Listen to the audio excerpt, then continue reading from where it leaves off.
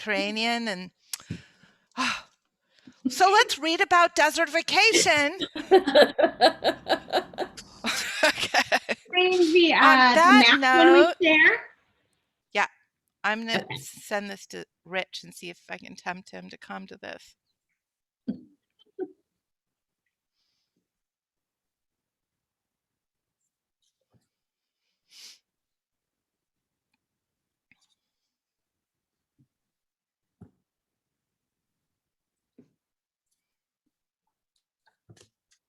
When we get to the map portion, are you guys going to, do you guys want to talk about that? Yeah, I'll take the maps. How about that? Okay. And the maps, there's one map where there's text going horizontally and like this to read once, like you can read the bottom and then you kind of have to flip it. Okay. Read the other part. Otherwise you have to turn your head.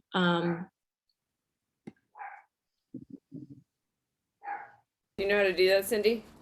Let me There's a little button with a square in the top right of the PDF. There's a little button. There's a square with an arrow going like curved, and that'll just. Hold on, let me share my screen, and then you can tell me.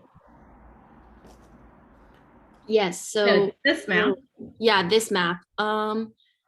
Yeah, because there's words on the top and the bottom, but I don't know how to do that. Acrobat. So we could just show the map like this. I can easily talk about it that way. Okay. Not a problem. I kind of like it graphically too. It looks like they're like larvae with big eyelashes. Really pretty map. All the maps are really nicely drawn. Let me get out of the screen share.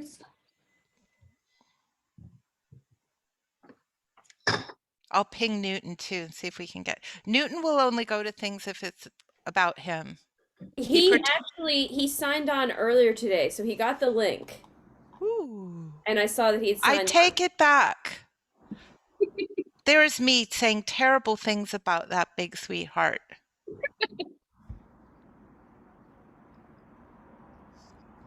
Cindy, you got the list, right?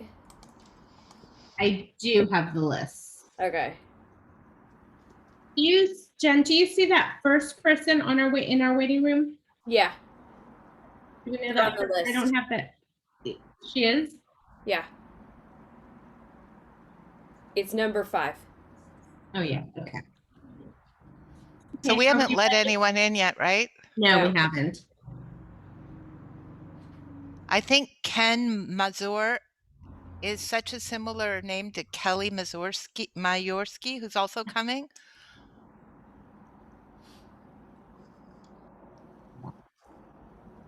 All right, I'm going to go get my embroidery. Okay. But I'm not going far. Okay. Are we ready? Everyone ready? Jen? Yeah. Should we wait till Lauren comes back, or? Up to you.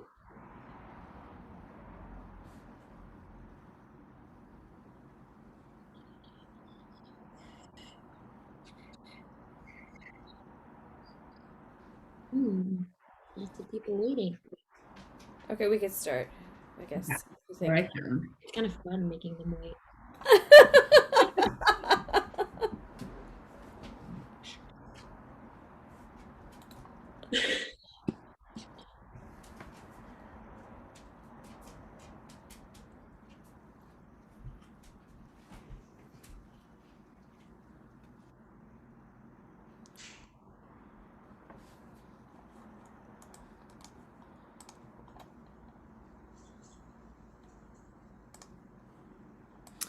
Hello, everyone. We're just going to wait a couple of minutes for people to sign in. And as we wait for people to join us, we are going to do what we've been doing for the last, I guess, 8 weeks now. We've been doing an embroidery of the week. And this week, we have a beautiful bee And I just want to point out the details in the wings. I don't know if you can see exactly the detail that I can see here, but whoever made this, because sadly they returned it without a name, they used like some sort of ribbon maybe through it. I don't know if you can see like this extra pattern through there, but it's a beautiful native bumblebee. So I would just say, when you do return your embroideries, if you could just please put your name so that we can give you a shout out when it's your embroidery of the week. So I am going to feature this on our embroidery of the week board. And at this point, I will start with informal introductions. I'm Jen, and I'm calling in from Studio City, and I use she, her pronouns, and I am happy to report I got another leaf done in my bird embroidery. And I am going to pass it on to Cindy. Hi everyone, I'm Cindy. I'm in West Covina and I go by Hershey. And today I'm hopefully going to finish my sunflower. Yeah. And what's left after that? I'm sorry? What's left after that? I couldn't see it. It went so fast. There's this little petal here that I redid. I didn't like it. And then I'm going to try to make the bee fluffy and the butterfly part here fluffy. I'll see. I am going to pass it on to Olan. Hello, I am Olan, calling from West Hollywood, using she and her pronouns. Started on the bird, putting some leaves in and waiting for all of the feathers to emerge in my imagination. And I will pass it on to Lauren.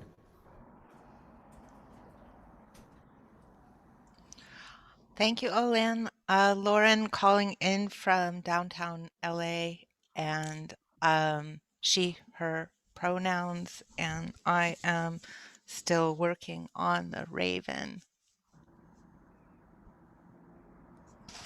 And I pass it on to Rowena in the beautiful setting she's in.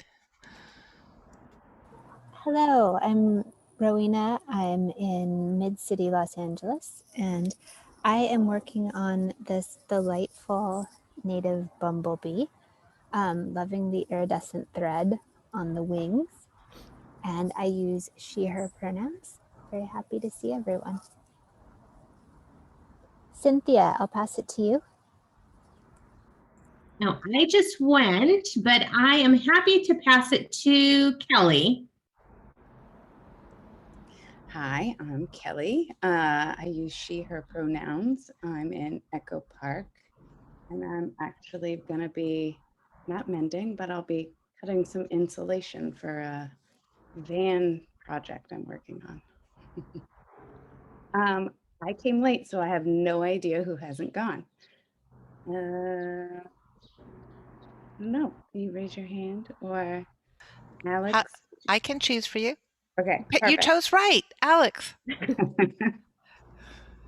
Good guess. Hi, everyone. Yeah, good evening. I'm Alex, and I'm calling in from Mar Vista, California, Los Angeles. And I'm still working on the last one that everyone did. It's taking me really long, but I'm not giving up. And I'm adding different colors. And I'm really looking forward to the talk today. And I choose to Michelle. And good evening. I'm Michel. Pronoun he. I always get confused there. I want to say he, she. It's much more simple. I'm in Highland Park. I'm probably going to do some more sketching. We had a discussion this afternoon with what we don't see under the soil, and so I started to sketch while we were talking, and I'm just going to go on with it. And I'm just so happy to be here. And I will ask Easy.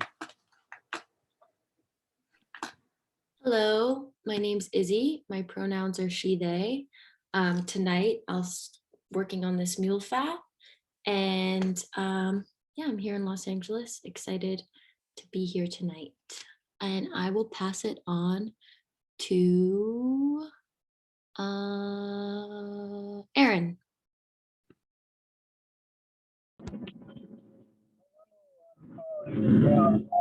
California. I'm driving home.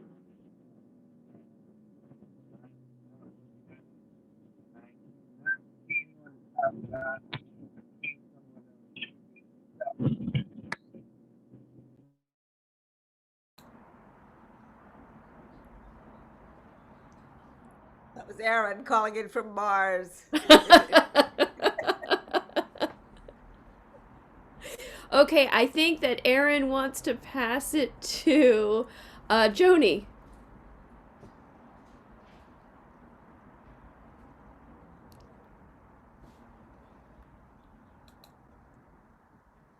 Sorry about that. I was trying to unmute. I don't have my square as of yet. I did request one a few weeks ago, and I'm just waiting for it to come in, and so I could share. I'll put that you should have it next week. All right, thank you. You're welcome. I was in the garden all day. You don't want to see me, right? I was picking onions too. Thank God we don't have television. I'm looking forward to the talk.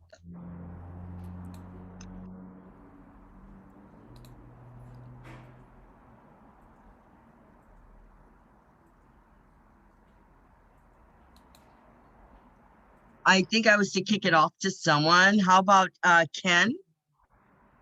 Ken available? Yeah, hi, it's Susan, actually. I didn't have time to change the name. I was going to say, is that Ken? It doesn't look like a Ken. All right, there you go.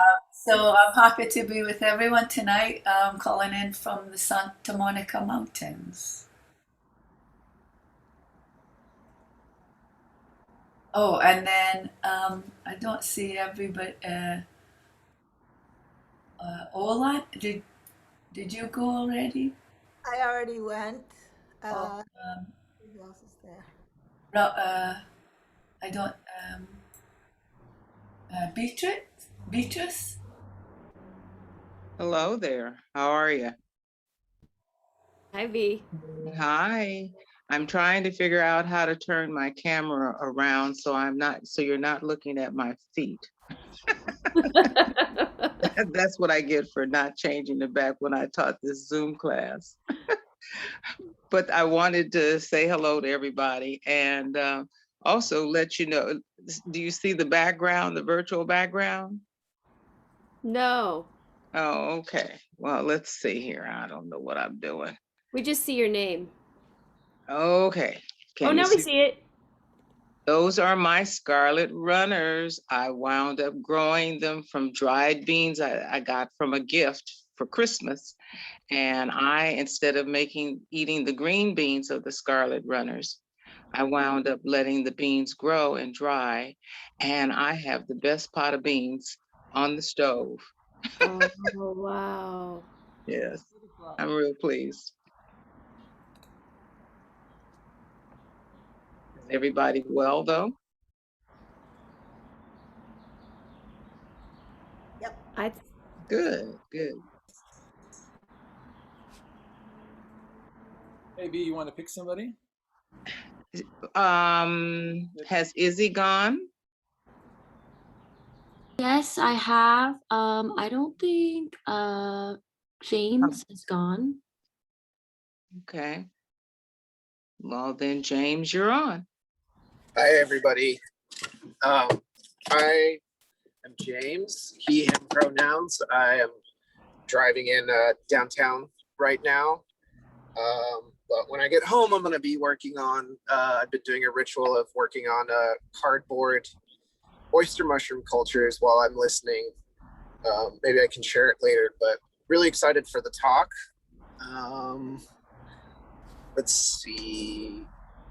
Who else hasn't gone? I'm on my phone, so it's hard to see. Maybe is Caroline gone yet? No. Good evening. I am Caroline, and I'm in Studio City, and I will be listening tonight. Very excited to be here with all of you. Do you want anybody else to go? Actually, I will start with tonight's program. So, the Metalbox Studios Learning and Mending series is now in its third evolution. This time around, we are addressing suffocation. Growing through the last two gatherings, the first learning syllabus in response to ongoing racial violence, particularly at the hands of the police, and the second, holding space for the megafires that have consumed the West. And now, with the advent of COVID-19, we feel it's imperative to address the larger reality of suffocation and the need for us to revive our breath.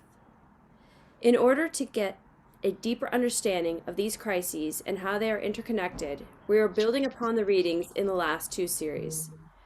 Abolitionist writings by Black women and Native American perspectives of land stewardship. Since the ongoing pandemic began, we have moved our weekly public studio practice to Zoom, where we have committed ourselves to learning and mending together. We invite you to receive these readings as a deep inhale, and we find that crafting together helps receive these readings as meditation. Many of you have received embroidery kits from us of native plants representing the food and medicine that Metabolic Studio is cultivating. If you haven't received an embroidery kit, and would like to, please send your name and mailing address to info@metabolicstudio.org.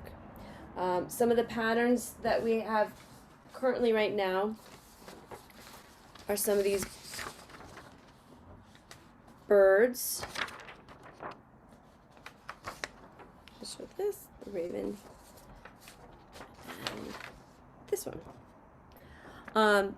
We've decided to close the entrance to the Zoom space after the first 15 minutes of the reading to protect the flow and to keep a steady breath. These gatherings are being recorded through Zoom for archival purposes. We thank you for co-creating this opportunity to learn and to mend together during quarantine. Tonight we'll read Before the Wilderness, Environmental Management by Native Californians from the chapter Agriculture Among the Paiute of the Owens Valley, compiled and edited by Kat Anderson. We will share our screen, and we encourage you to read a section of the text out loud with us. When there is a pause in the reading, please feel free to unmute yourself and begin where the last person left off. Silence is golden, and there is no pressure to fill the transitional spaces while we enjoy a breath and continue crafting.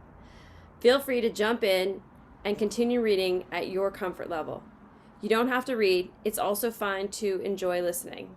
And now I will pass it over to Izzy, where we will do some breath work. Thank you, Jen. All right, everyone. So tonight or this evening, we're going to do breathing as is or calm abiding breath work. It's often referred to as the breath that brings you back to the present. And instead of controlling the breath in this meditation, we just let the breath be and sit with our breath instead of, trying to create a breathing pattern. We just flow with our own breath through discomfort or whatever comes up in a non-judgmental way. So sitting or standing, feel the weight of your body through your seat or feet on the floor. If it's available to you, straighten your upper body, soften your gaze, and try to gently fixate on a point on the ground in front of you. Breathe in. Recognize the present moment, and as you breathe out, let your mind and breath dissolve into that space that you're focusing on in front of you, and relax in that space as much as you can with your awareness.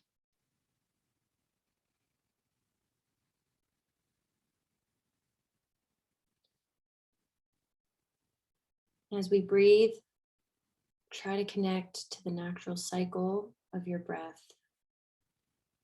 feeling the rise and fall of your belly. Tune into the breath like a radio signal, sensing each breath as a unique act. And when your mind wanders, let any thoughts you may have float up and away from you as if they're being held in an air bubble.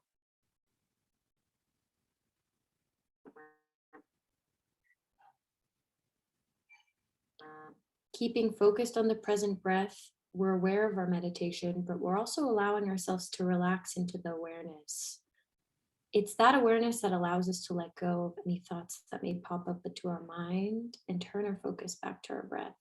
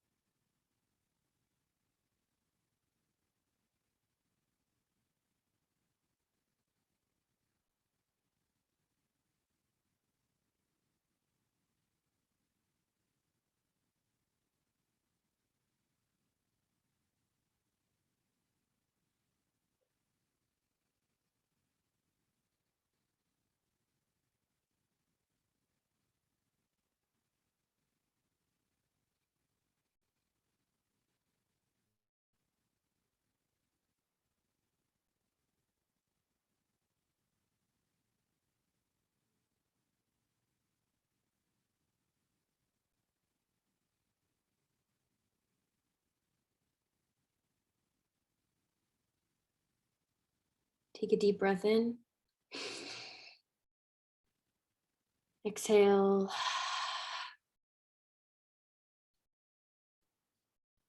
Can lift the eyes from the point of focus. And now we can begin with the reading. So I believe Cindy's going to be sharing her screen tonight with us.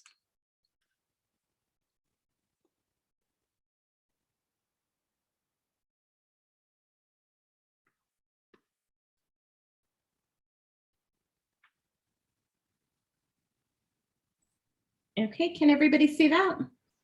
Yes, looks good. Is it zoomed in enough for everyone? Yeah, that looks great. I can start off. Okay. And just to say in advance, everybody, this is an academic compilation.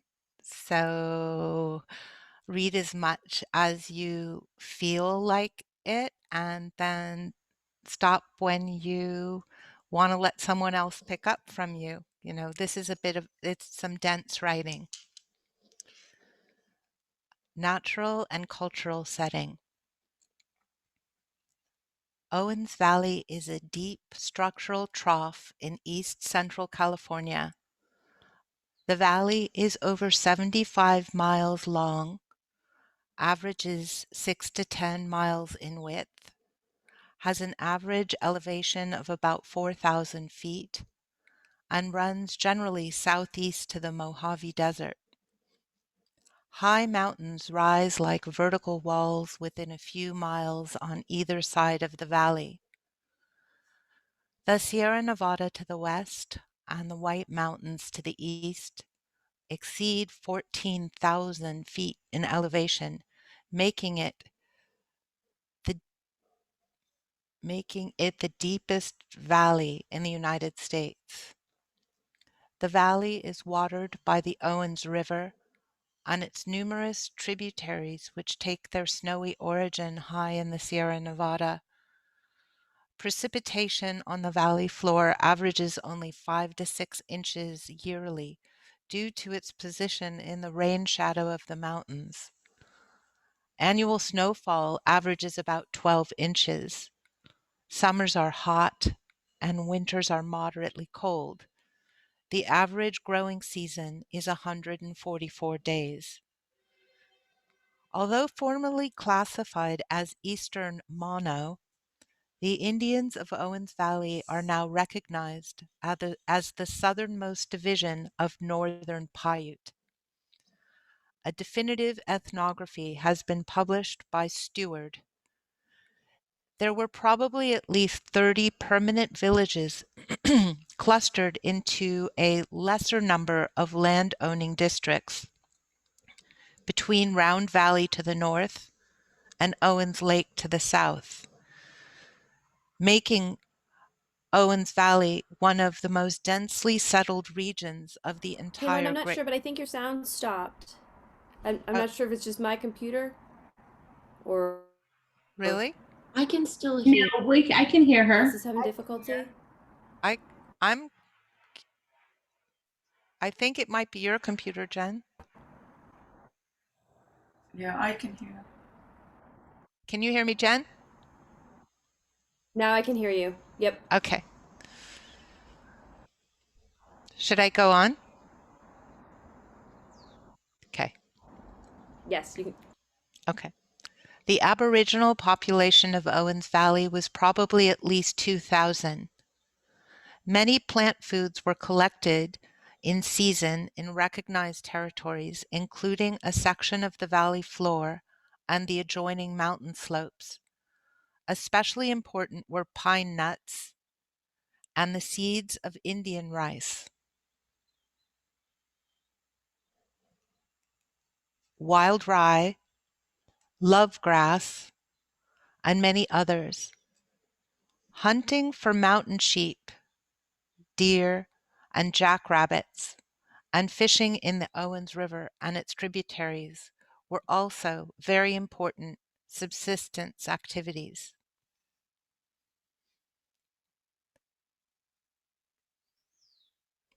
Stewart's finding on the Owens Valley irrigation. Before presenting the results of our research, it is necessary for purposes of further discussion to review Stewart's findings on irrigation among the Owens Valley Paiute. So this is a map of the area that we're talking about. You'll see in the rectangle in the middle the Owens River. And then at the bottom of that rectangle, you'll see it says Owens Lake. And at the very top of the Owens River, you'll see Mono. So this is the rectangle is the area that we're talking about. And you can see the main rivers that flow and feed into the Owens River from the Sierra, the Kern, the Kings, the Joaquin River.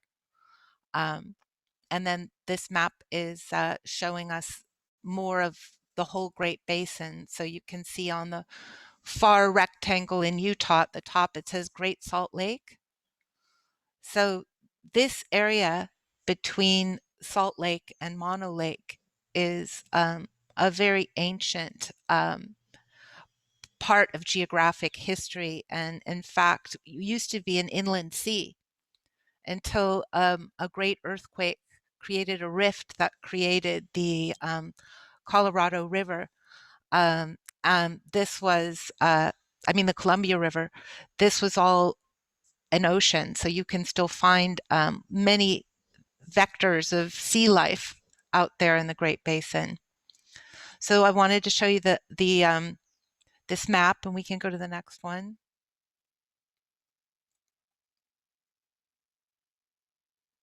Some pictures of what some of these basins look like.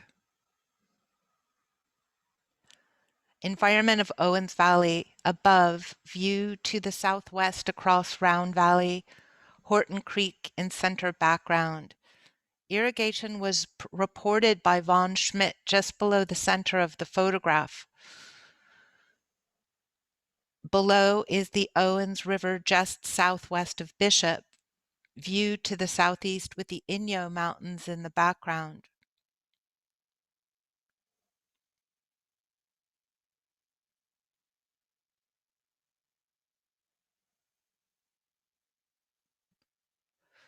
So why don't I let someone else pick up with irrigation technology, or are we moving now to a different section? I can't remember.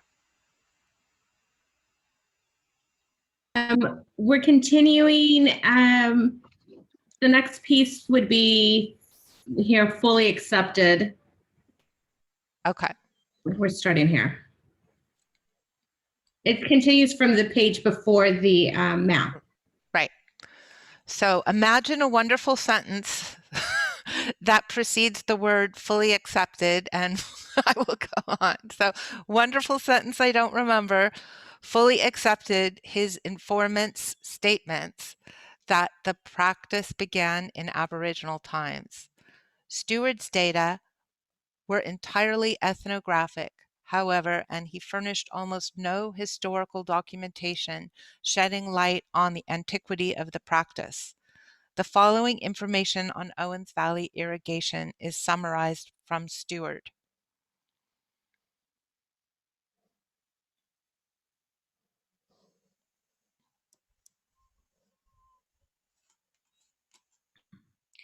Irrigation technology, Stewart, 1930, reported ditch irrigation had been undertaken upon a considerable scale in Owens Valley, with its greatest development occurring at the northern end of the valley near the present town of Bishop, where population was most dense and natural facilities were the greatest.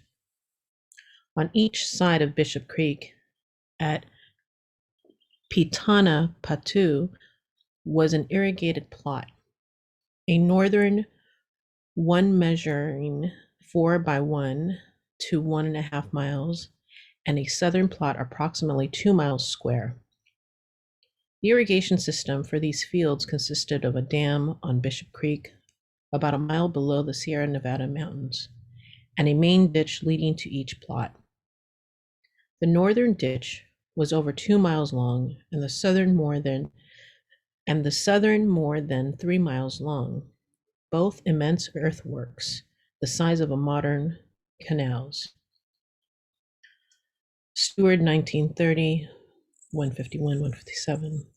According to Stewart, 1933, 247, dam and ditch construction involved two problems but entailed considerable labor. Elsewhere, Stewart reported Freeman and Baker Creeks were dammed for irrigation of wild plots, and irrigation occurred from Pine Creek in Round Valley to Independence Creek, about midway in Owens Valley. Stewart provided no data on acreage involved in irrigation at localities other than Betana Patu, the northern Paiute of Mono Lake, about 40 miles to the northwest of Owens Valley, did not irrigate. The position of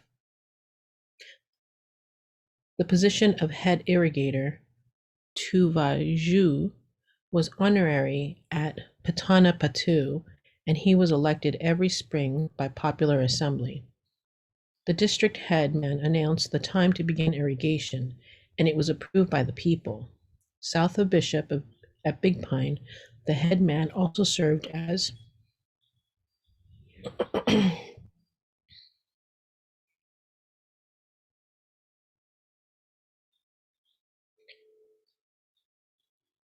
in an Imperial Valley, although Castetter and Bell did not record its use among the Yumans of the Colorado River. They did not report the use of Esculentus and Ferax LC, rich as a food plant among Yuma, Mojave, and Maricopa, where at all likelihood these weeds were closely associated with the crop complexes of these agricultural peoples.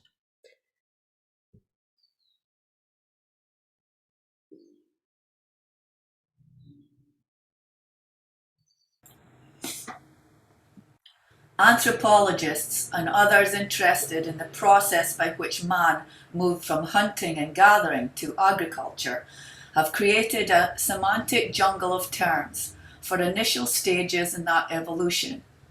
One hacks through the literature, chopping desperately against such rarely defined terms as incipient agriculture, proto-agriculture, quasi-agriculture, semi-cultivation, environmental manipulation, and even Heiser's 1958 semi-agricultural, which at least had the virtue of being concrete and eminently understandable in the context in which he used it. Even the terms horticulture and agriculture are used interchangeably or mistakenly by scholars who would profit from sharing their ideas more frequently with agricultural scientists, who often rightfully view us with amusement. Domestication of plants is the result of agricultural practices and is always an ongoing process. Through agricultural practices, man manipulates the natural selection factors operating in plants, favoring those genetic characteristics adapted to domestication. Nor is domestication ever complete in the sense that it stops. Although many crops, such as corn, are cultigens, extreme domesticates the origins of which are obscured in antiquity and cannot survive without planting by man. They are still being further modified by agricultural scientists, farmers, if you will, to achieve improved breeding characteristics. Other crop plants have been genetically modified by man over time, without becoming domesticated to such a degree. Some of our modern crop plants, I don't think it's plants, lettuce, oats, potatoes, and perhaps certain varieties of grapes and berries, under the right environment, under the right environmental conditions, would revert to the feral or wild state if civilization disappeared tomorrow. Both the cultigens and those plants which could continue to survive without man's efforts are crop plants, insofar as they are products of agriculture. The Owens Valley Indians have been viewed as practicing something called incipient agriculture. Even Stewart, 1930, wrote that they merely intensified by irrigation what nature had already provided. He added that they were not engaged in agriculture because they did not till the soil, plant, or cultivate. Ignoring the problem of whether tillage is necessary to agriculture, even agricultural scientists have differing views on its value for some crops and consider tillage primarily a weed control measure. The fact is that the Owens Valley Paiute did engage in tillage.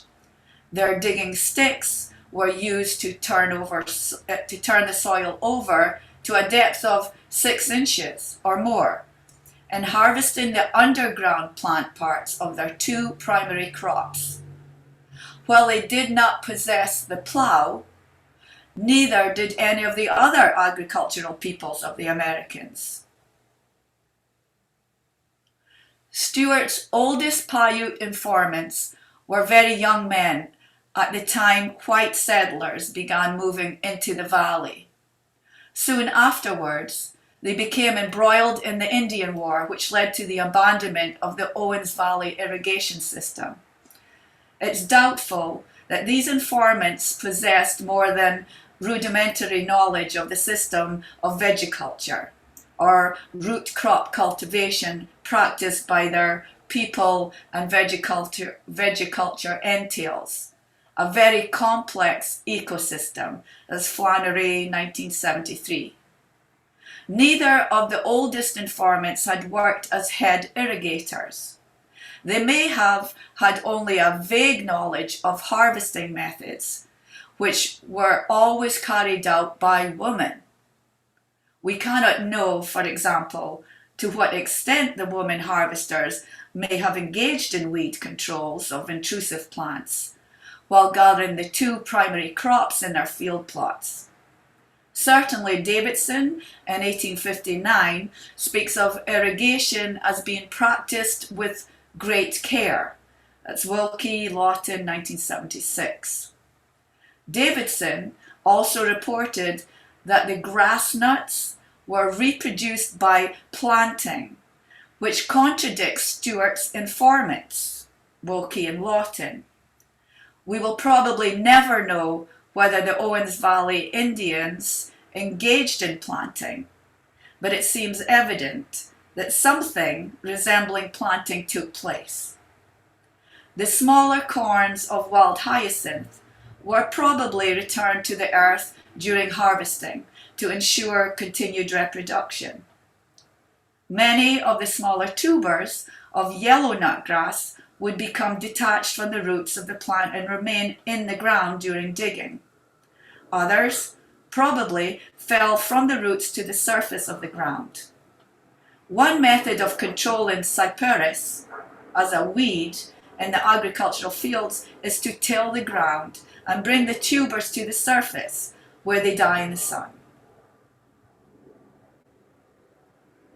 People who exercise great care in the irrigation of their fields could scarcely have remained unaware of this fact.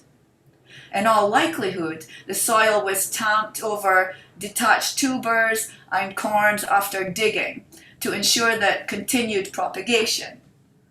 The women harvesters may even have exercised some selectivity over the plants grown,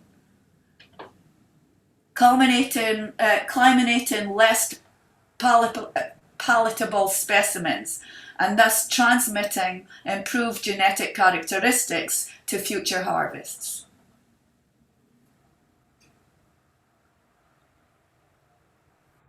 The authors are unsure as to what Stewart mean by the word cultivate. Certainly he did not mean tillage, because he also noted that the Paiute lacked a knowledge of tillage. If by cultivation he meant the nurturing or tendance of plants, one definition, then it clearly existed in the care that the Owens Valley Paiute bestowed on their fields. This was exemplified in the Paiute system of alternate irrigation between plots at Pitana-Patu, which Stewart hypothesized as designed to enhance natural seeding. Walter Reuter, Personal Communication, has suggested that alternate irrigation of the field plots probably had two purposes. First, harvesting of fields every other year would probably have ensured a higher yield of tubers and larger tubers. At the same time, irrigation every other year may have served as a means of ecological land management. It would have decreased the possibility of unwanted vegetation invading the fields and crowding out the two principal crops, thereby reducing their productivity. It is time to assert that the Owens Valley Paiute were engaged in the practice of agriculture. They had developed a complex farming system on an agronomic scale that required substantial communal labor. This farming system involved a tremendous amount of work, both in the initial phases of construction and laying out the vast system of ditches and canals, and in the annual dam building, irrigation, and harvest. It was a farming system fully as sophisticated as that of many societies in Southeast Asia and South America that are engaged in viticulture of manioc, yams, taro, and other root crops. Whether or not the plants irrigated underwent some genetic modifications as a result of the care that they received, we may never know. But domestication is a result of agriculture, not its prerequisite. For those who may still feel some reluctance in agreeing that the Owens Valley Paiute were agricultural, it can be pointed out that the yellow nutgrass is often considered a weed, but under the common name of chufas has a respectable history as a crop plant grown under irrigation since ancient times. Mummified bodies in Upper Egypt dating to 3500 to 4000 BC have been found to have the remains of yellow nutgrass tubers in their intestines, along with barley chaff. Further studies of mummified bodies yielded remains of yellow nutgrass tubers and various cereal grasses, with the researcher suggesting that some of the plants consumed may have been cultivated. Schweinfurt reported that amongst a variety of offerings found in a vault in Thebes dating back to the 12th dynasty, 2200 to 2500 BC, there were grains of barley and wheat, tubers of yellow nut grass, and other vegetable products and fruits. While it is not known if yellow nut grass was grown as a crop plant in Egypt during this period, the plant has been cultivated from very early times for use of its tubers as a food delicacy and for its oil content. The chufa was distributed from the US Patent Office in 1854 for culture in gardens. Cultivation of chufas has been long carried out and is still practiced today in many parts of Southern Europe, Africa, the Near East, and England. Lasant noted cultivation of chufas in southern France as early as 1822. In Germany, chufa tubers were brought to the table as a dessert in the 19th century. In Constantinople, the tubers were eaten raw or made into a conserve. In Italy and Egypt, the fatty oil extracted from chufas was used as a food and in the manufacture of soap. In Spain, chufas are grown under irrigation even today, and a sizable industry has developed to exploit a milky-looking beverage known as horchatas de chufas. This beverage may be similar to the milk which Mark Kerr reported as having been made by the Owens Valley Paiute. The authors have been unable to find any published data comparing cultivated strains of chufas as grown around the world with the common weedy races of yellow nut grass. Nevertheless, it seems likely that the chufas cultivation over many centuries has resulted in genetic modifications of the plant, and some races may be virtually domesticated.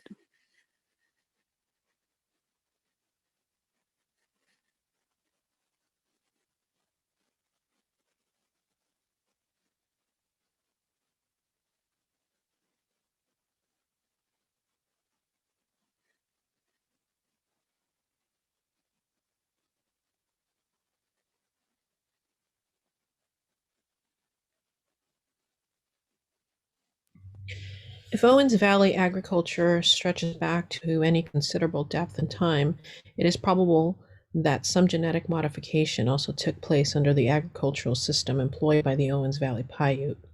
An interesting area of inquiry for plant geneticists would be to make a comparable study of the genetic characteristics of cultivated races of chufas with yellow nut grass from Owens Valley and weedy races of the plant as they have been developed elsewhere. In the United States, chufas cultivation has been carried out chiefly by small growers in Georgia, Alabama, Arkansas, and Florida, who grow the tubers mostly as food for hogs. Yield is not notably high and approximates that of soybeans. An extrapolation from Mayo and Piper indicates that chufas yield ranges from 19 to 26 bushels per acre. So far as we are aware, only Killinger and Stokes have devoted any research attention to increasing the yield of chufas in the South. In 5 years of field trials at the University of Florida Agricultural Station, they succeeded in demonstrating that yield could be increased by 30.2% through proper plant spacing. An examination of their field studies, however, shows that they were dealing with an experimental situation entirely unlike yellow nut grass cultivation as it existed among the Owens Valley Paiute. In the first place, southern growers of chufas plant and harvest their crop in about 4 months. Killinger and Stokes achieved their best yield results with a delayed harvest of 4.5 months. In contrast, the Owens Valley Paiute are reported to have harvested their fields every 2 years under the alternate irrigation system. No estimates are available on the effects of the increased tuber size or production of the greater number of tubers under such a fallowing system. Secondly, we have no yield data on wild hyacinth. We have no yield data on wild hyacinth, the other major crop grown in Owens Valley. Indian groups east of the Owens Valley Paiute had acquired a partial reliance on the highly successful maize squash bean crop complex developed in Mesoamerica, but are not known to have engaged in the cultivation of the Owens Valley crops. The combination of wild hyacinth and yellow nutgrass may have an ideal integrated crop complex with ramifications that could only be understood by reestablishing such a system.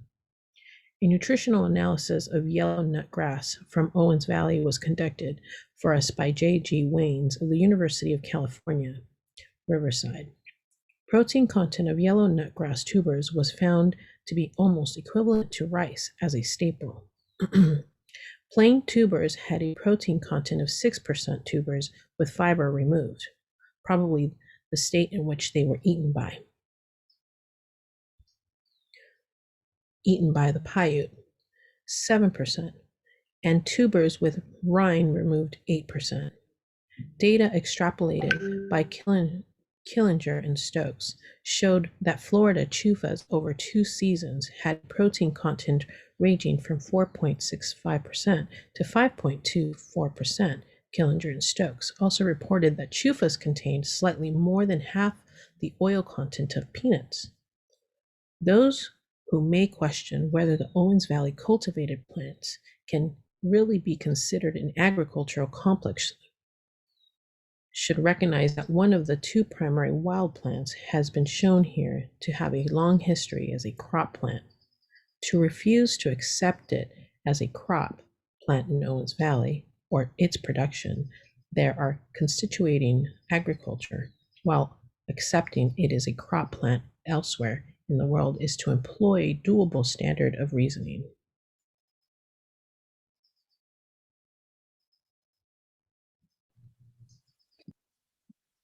Origins of Owens Valley agriculture. Hopefully, we have now demonstrated that by the early historic period, Owens Valley Indians practiced agriculture and that the vegiculture system they originated was unlikely to have been achieved over a brief span of time.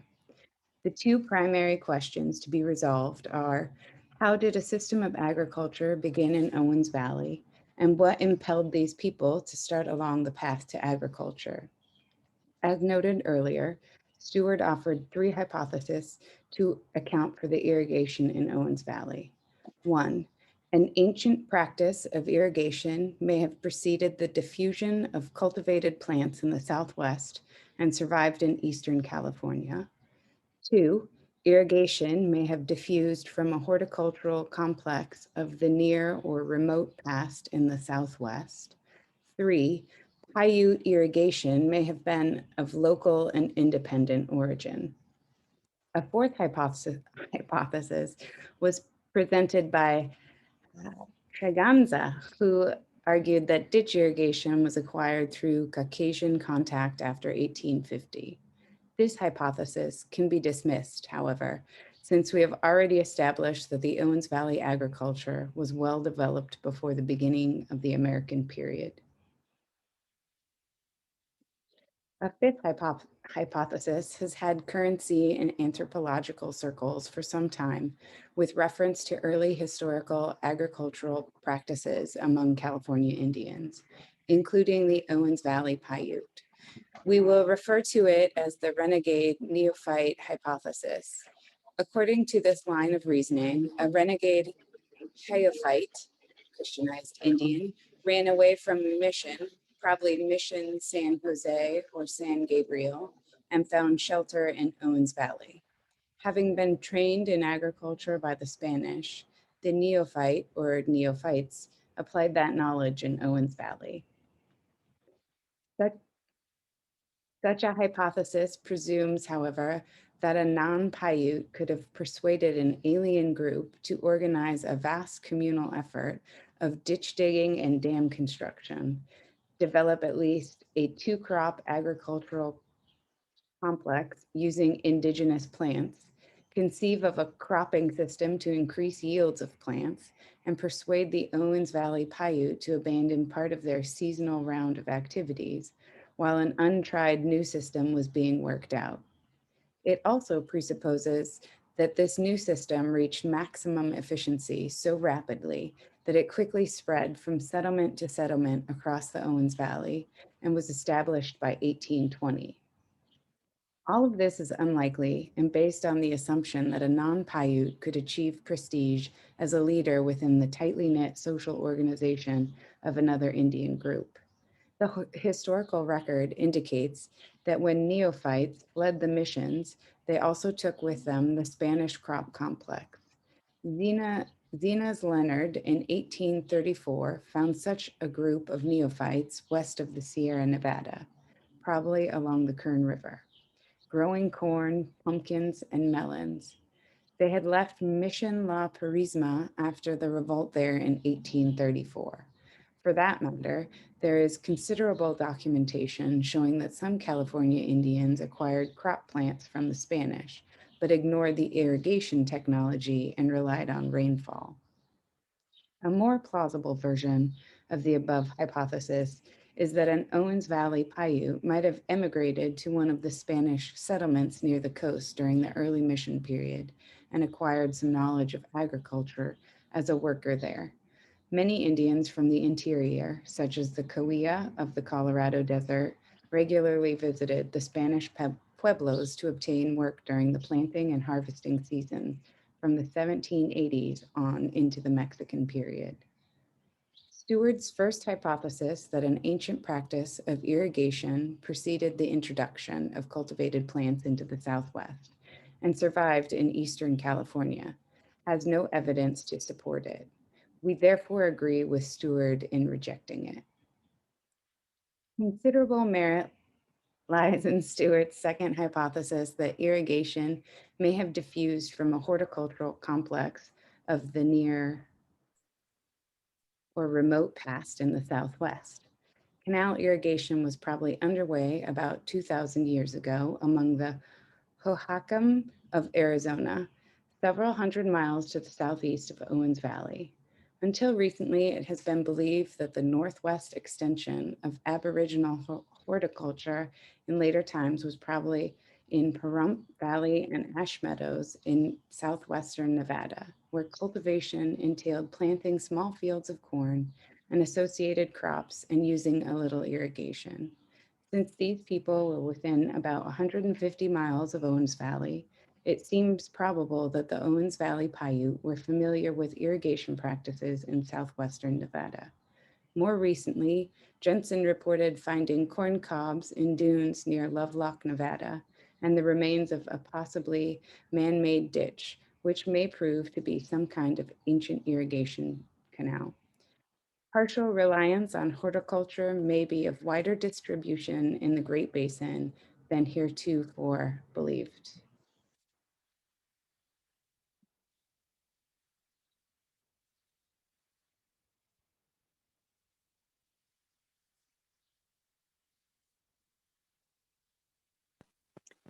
Stewart's criticism of the diffusionist explanation for agriculture among the Owens Valley Paiute still has merit. He observed that it called for a differential borrowing in which a close-knit horticultural complex was broken down and the seemingly dependent or secondary element, irrigation, diffused without the carrier or raison d'etre of the complex, the nucleus of cultivated plants. Along these lines, Eugene Anderson suggests to us that consideration might also be given to the possibility that Owens Valley agriculture is ultimately derived from the Fremont agricultural complex of Utah and extreme eastern Nevada, which declined about AD 1300.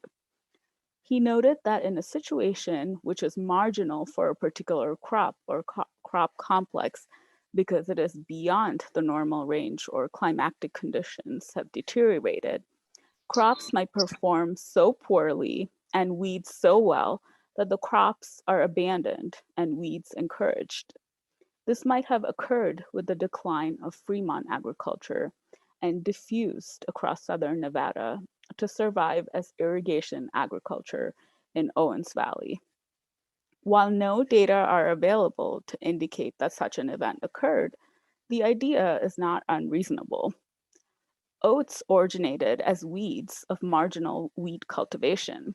Rye may have also, and there are a number of other examples of this phenomenon. Perhaps the wild seed broadcasting by the Shoshone of Nevada is in some way also connected with the decline of agriculture in the Eastern Great Basin. Alternatively, they may have acquired this practice on their own. Both the renegade neophyte and the emigrant Paiute hypotheses appear to us to be untenable. Agricultural training at the missions was with domesticated crops.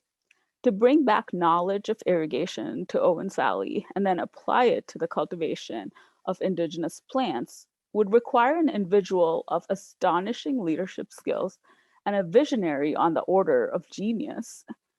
Agricultural scientists with whom we have discussed this possibility say the plant knowledge required of such an individual, particularly the invention of a system of alternate irrigation, would necessitate a 180-degree swing in perspective.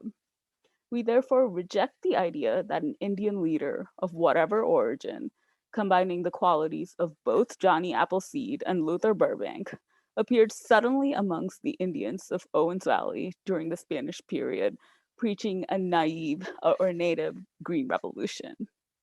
It is our conclusion, and we believe the most reasonable one given the present state of knowledge of Aboriginal conditions, that agriculture was of local independent origin in Owens Valley and probably developed slowly over a long period prior to European contact. Because of the extensive and well-organized irrigation system that apparently developed independently in Owens Valley by early historic times, entirely lacking in the usual New World cultivated plants and involving indigenous plant species, we must ask how such a development occurred and why it occurred there and nowhere else. Although there are apparently other instances of a similar nature in Fish Lake Valley and in the valleys of the Walker River drainage, these irrigation systems appear not to have been as well developed or of as great importance as in Owens Valley. It is difficult to postulate that the people of Owens Valley adopted irrigation from the southern Paiute bands occupying such places as Ash Meadows to the east, since this suggests that they ignored corn and other traditional cultivated croplands. In any case, such a contention requires first demonstrating that agriculture at Ash Meadows and elsewhere was of greater antiquity than the Owens Valley system, which remains unproven.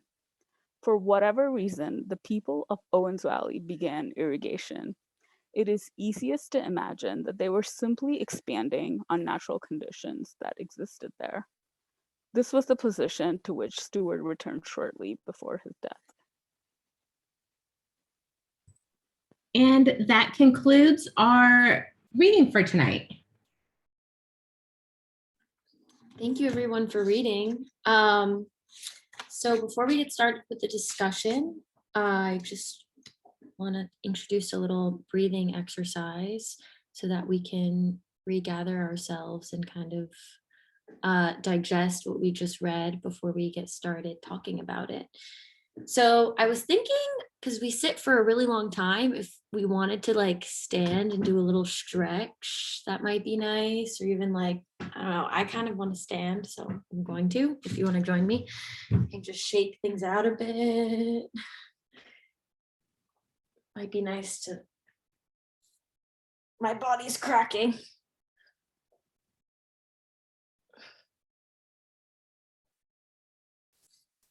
Do a little wave. I don't know.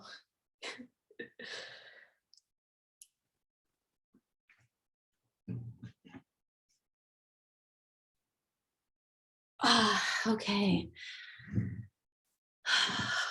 When you feel you got your wiggles out, you can find a seated position again.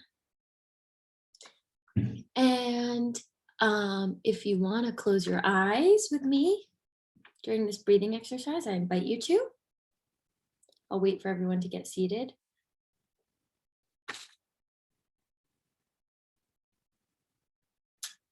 All right, so if you're ready, please close your eyes. Take a big inhale, pausing at the top, and release, taking a big collective sigh.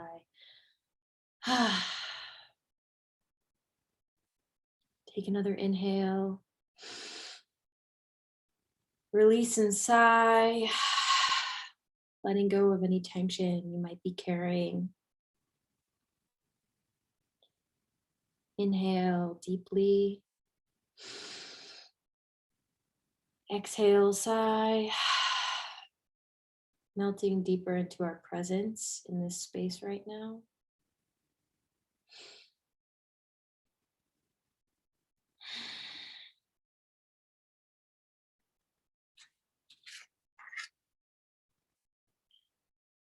As we take another inhale, give your face permission to relax, softening the close of your eyes. Exhale, and soften the jaw, soften the tongue, unclench the jaw.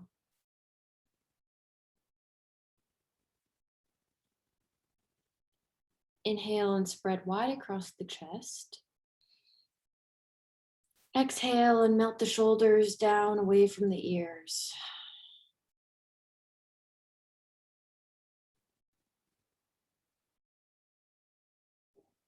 Take in breath.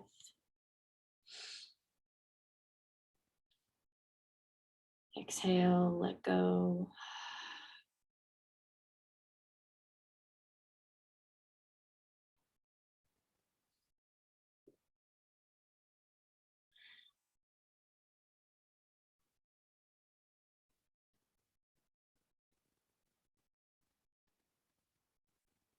Continue deeply breathing, connecting to the breath, deepening on the inhale, and relaxing on the exhale.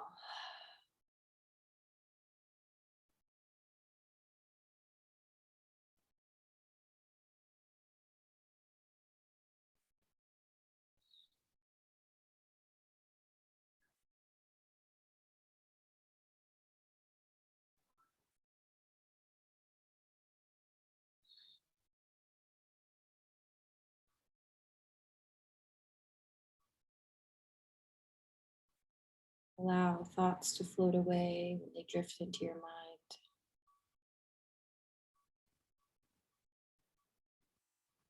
Bringing your awareness back to your breath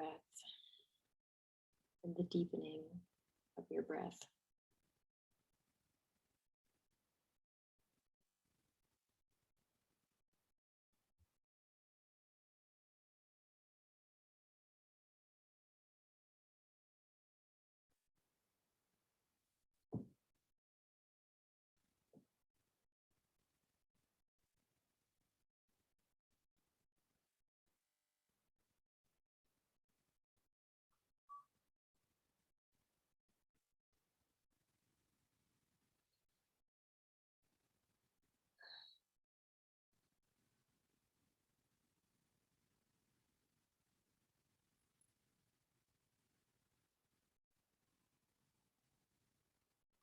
Take a deep inhale. Exhale, release. Now begin to bring an awareness back to your body. Maybe wiggle the fingers and the toes. Gently open up the eyes.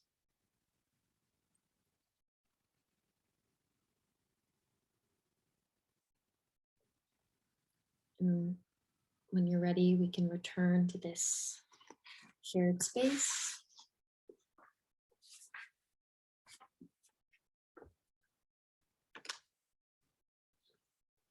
So normally Emily reads the guidelines.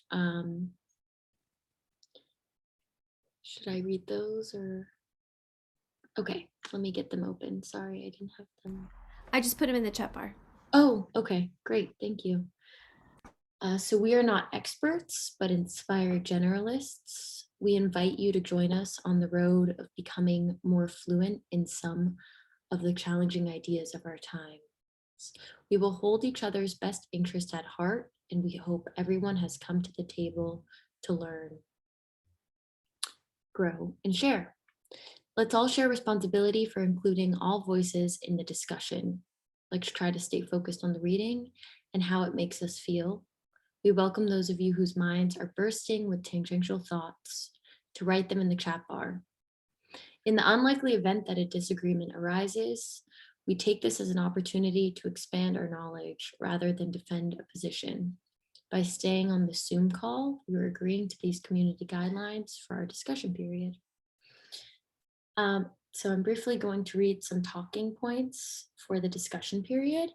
And I want to begin by just acknowledging how close to home this text is for most of us in that Paya Hunadu, the Owens Valley, or the land of flowing water, is physically bridged to Los Angeles by way of water. And as a topic of this reading group is suffocation, it's important to recognize the ongoing suffocation struggle around water theft and diversion and distribution, and the relationship between the watershed we read about today and Los Angeles is a precarious relationship. And in many ways, the story we read today is in part a story that is part of Los Angeles history. So thus deepening our knowledge of this watershed and the indigenous people who tend to it is imperative. So that this text actively debunks uninformed scholarly claims that dismiss Paiute agriculture practices as agriculture and inaccurately assume Paiute viticulture and irrigation was foraged only after colonial contact. The authors are showing like this is not true. The Paiute had developed a complex irrigation system and were engaged in an agricultural practice long before colonial contact. And agricultural and irrigation practices we can learn a lot from, actually. Additionally, the authors work to properly identify several plant species that were previously misidentified by scholars like Stewart, who they're in conversation with for most of the text. So what this text is implicitly doing is shedding light on the superior practices of the indigenous people of the larger Great Basin.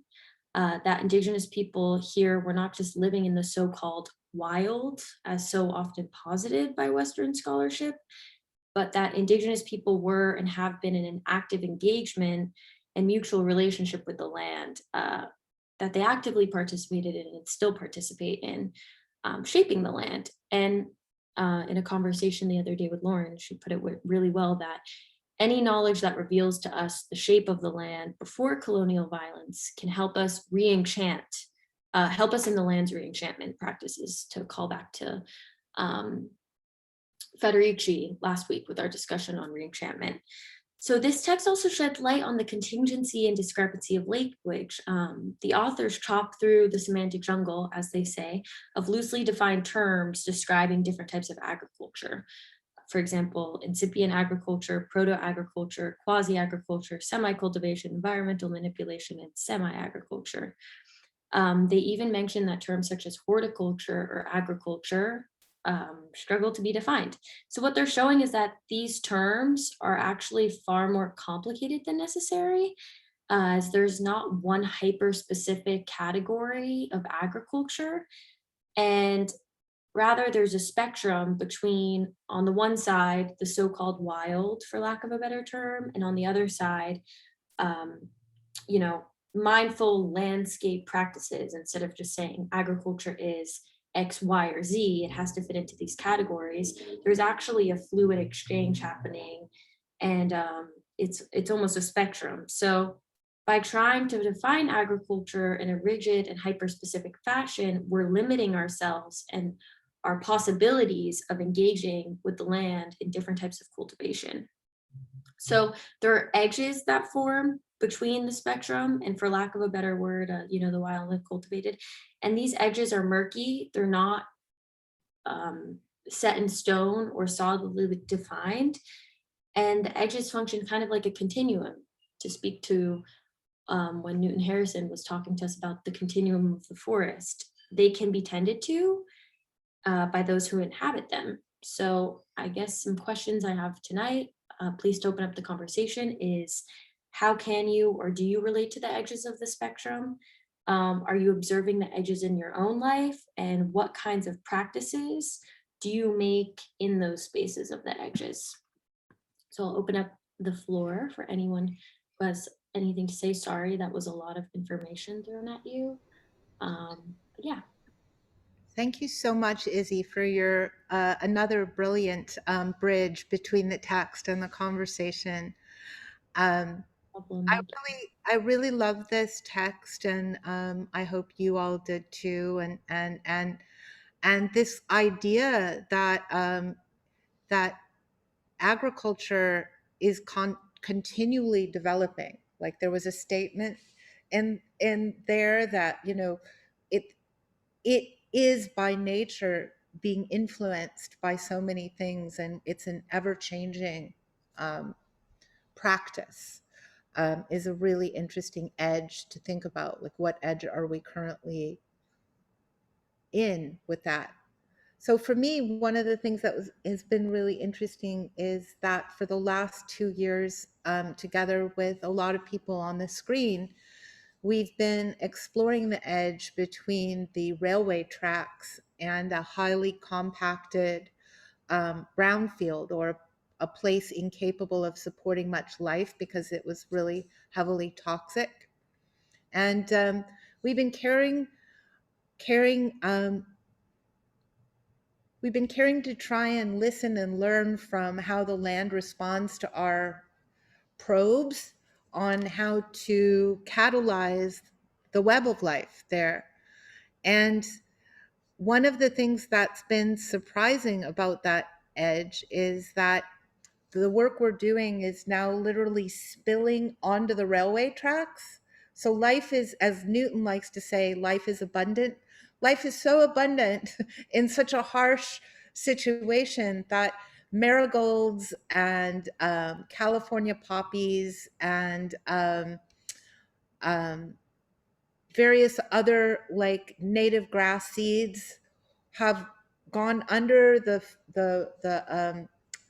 fence and are now in the gravel growing. So that's an edge condition that that I've been observing recently that makes me feel really hopeful about how every little gesture helps. Can I add to what you're saying, Lauren, as far as hopeful? Please. I'm a person who, since 1989, I had property where I had my own farm, but since then I've lived in apartments and what have you, but I've always had a garden. And because I work, my garden has to work for me. So I'm in a community garden. I have a garden that actually plants itself. Like, for example, I have an area that I let things naturalize. I've been working on it for years, doing certain things where I don't water and things like that. So talking about trying to promote things that happen naturally. But when we talk about the edge, there's so many things like permaculture, all these things that are thrown in to that people kind of commodify and they make money on it. And I believe that's a big problem that we're facing. As far as indigenous people, they've lived here for thousands of years, and how dare someone arrive and say, oh, let me show you how to do it. That just is absurd, entirely absurd. So with all that taken into consideration, what we're facing here right now is kind of like, I'm in the mix with the gardeners and seeing what's out there, and it could be terrifying, it could be uplifting. Those are the things that we have to deal with, and those are where we have to make our choices. I'm done. Did I say too much? No, thank you very much. We just have a tendency here to just let not be afraid of letting the void shape itself. So if nobody jumps in, it's just because we're practicing just speaking when we feel like it. But thank you so much for sharing. I wanted to share with you all my surroundings. I am at a place called Fossil Falls right now, which is on the way to Owens Valley. It's one valley south of Owens Valley, and during a period in glacial time, Owens Lake actually spilled over into Rose Valley and carved out these amazing falls that are a little ways from here. But I thought I'd give you guys a little taste of what the place that we just talked about looks like. Oh my God, that's such a beautiful, that cone, everybody, is a volcanic cone. And a lot of the metabolic studios experiments with wetlands use a scoria from there, which is the crushed volcanic stone, as a replacement for soil. So that actually cone is the source of a lot of our growing materials. And the color against that sky, Jaime, is just such a gift. Thank you for sharing that with everybody. Paradise.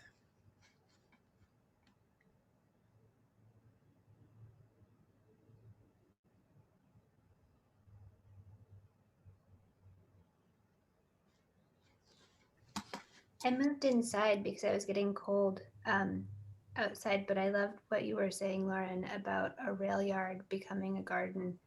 My own home is actually built on what was originally Tongva land and kind of a swampy grassland that was then drained and used as a rail yard in about 1910, and then subsequently became a subdevelopment.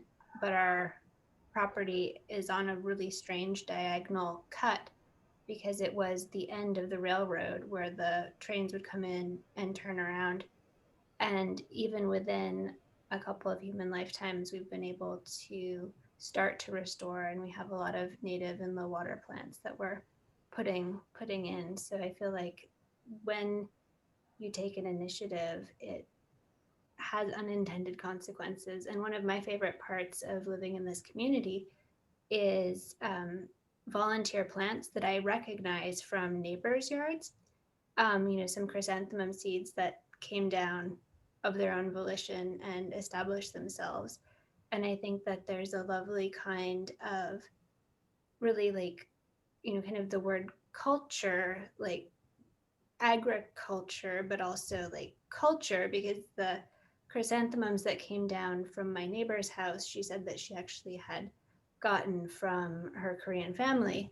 And now they're intermingling with some lavenders that we purchased, but come from our own European heritage.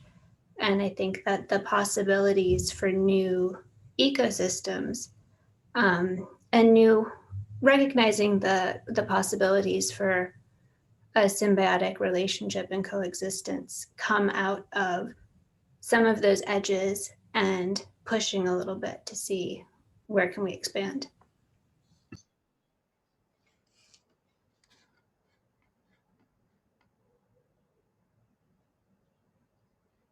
Yeah, thank you so much for that anecdote and example, Rowena. It reminds me of that term we went through a couple weeks ago about the community of living things, biogeocoenosis, bio for living, geo for the land, and coenosis for the commons. Like, it is interesting to see that there is a community of living things that we're a part of, rather than sort of like manifesting our identity on a crop, like the kind of monoculture crop where land is looked at as being able to produce a product.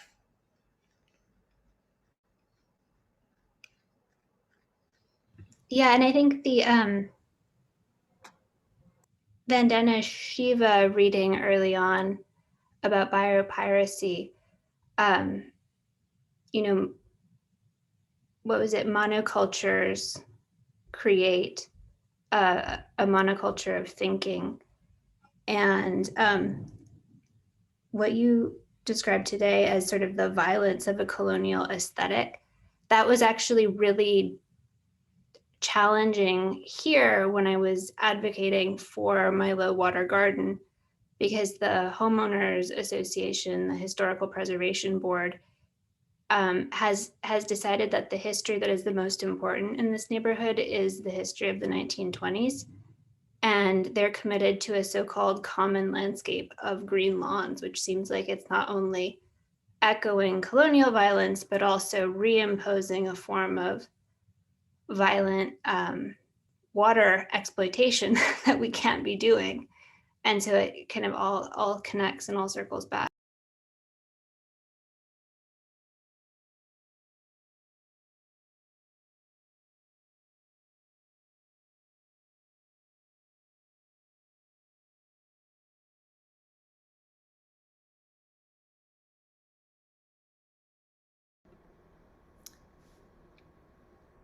I'd like to interject again.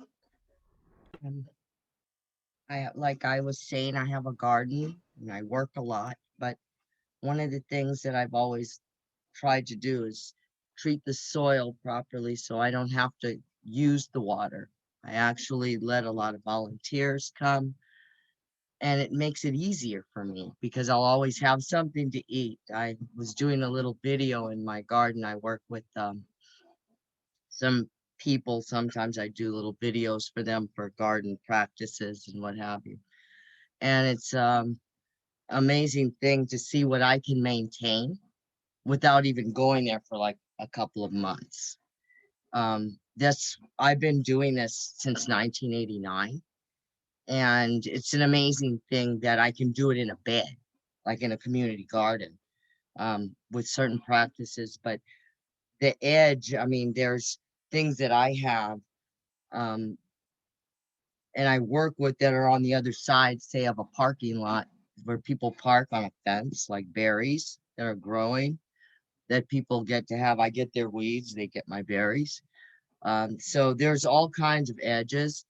And then talking about like the different ways, like I was saying, people look at, you know, practices, whether it's food forests or permaculture or whatever, it's all horticulture. We brought it here, we're maintaining it, we planted it. It's not natural, but to let something naturalize and try to give it as much opportunity to do that and create the environment. That's really what we need to do. And that's really creating an environment that allows people to think a certain way and look at food and healthy environments in a certain way. So it's a lot about education. It isn't even really what's happening. It's about how people view things. I've seen so much in my life. I've come here, I moved to the Bay Area, I came back here and and like 2/3 of the canopy was gone. I was like, all the trees in LA are gone. I panicked. And I was like, oh my God, what the hell happened? And it took me to become a master gardener and actually get in touch with people to realize that there is no connection, but there are 2/3 of the canopy has disappeared. So it wasn't my imagination because I grew up with trees and I've watched like things happen and I understand there's so many things at play. I mean, it's so much about education. I appreciate these opportunities to talk. I may be going off on a tangent, but it's really being connected to like breath and light and realize it's air, food, and water. And those are the things that people really need to focus on. And all the other things fall into place. And you'll look at what's happened and you'll see who has made all the mistakes. It's really something that I thank God I grew up with a lot of books. So I'm what a lot of people are just learning now, I've known all my life. I mean, I grew up with people writing the thesis about the gold mines and the diamonds in Africa and a lot of stuff that's happened. So I'm not, none of this is really new to me. What blew me away really was the nuclear stuff that I didn't know about. But this is something that is so so tangible. We can like work with this stuff. It's something that everyone needs: food and air, light, water, clean water. And what is it that's going to bring everybody to the point where we can really recognize how important it is? Because I've always known who I was. I have my family history and I've always known it. And a lot of people don't understand that what has transpired has been a travesty for a long time, and things are disappearing. And some people are more interested in other things that are just going to take you away from really what is going to bring you life, like food, something so basic. I mean, the stuff that blows my mind. It's like, and the air and the food and the water, it's all connected. But the food is one of the major things. And this marginal thing, a lot of people will never understand that. But to me, it's a very simple thing. And I'm wondering, like, with this information and these wonderful readings, what can we do? What can we do? I'm out there.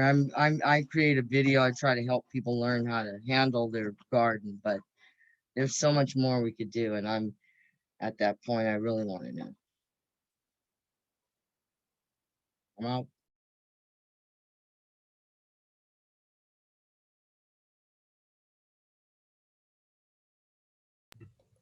Where are your videos? They sound wonderful.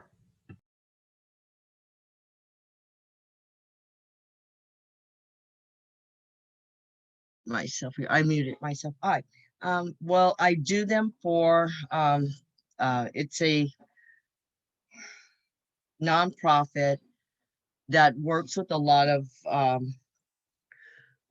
housing projects. I've been a master gardener since like 2009, so I've worked with all types of people, like from developmentally challenged people to, like, the universities. I work with everything, any kind of project when you need some help when it comes to the garden. So right now I'm working because of COVID. I'm usually out in the fields, like teaching orchard pruning, and I'm at the Huntington. I actually brought in all the presentations there for the last few years through what we call the Ranch Project. It was the Huntington Ranch.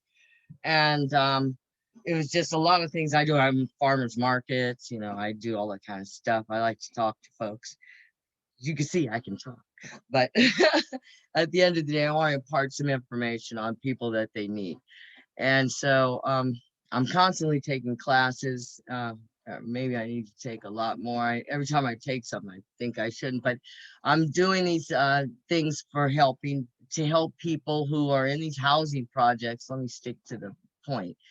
And so they can get these little 10-minute, 6-minute videos. Like today, I showed them how to blanch celery and leeks, and I just used my own garden. I showed them how to prune citrus and things like that.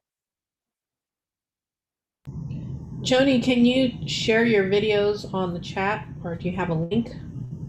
You know what? I don't even have any of that stuff. I'm so lame. I let my friendy Lou, I let him do everything, but I will get that to you guys because I do have it. I know I have a link. Let me just look for it. But shall I share that? How do you want me to share that with you? You can add the link to the chat, or you can email it to me, and then we can send it to the group at a later time. Okay.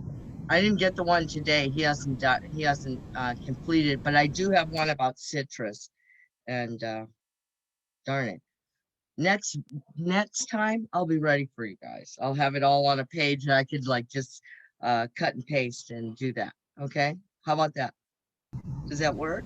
Okay, thank you. All right, now I'm totally embarrassed. I'm gonna mute myself.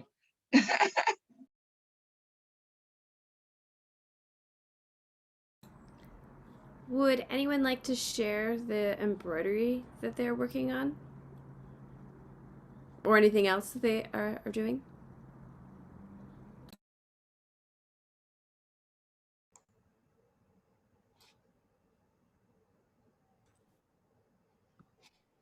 So here is what I'm still working on, and I think I'll be able to complete it tonight, maybe. This is my last little flower, and then I'm going to maybe make this bee fuzzy and the center of this fuzzy as well. Oh my God.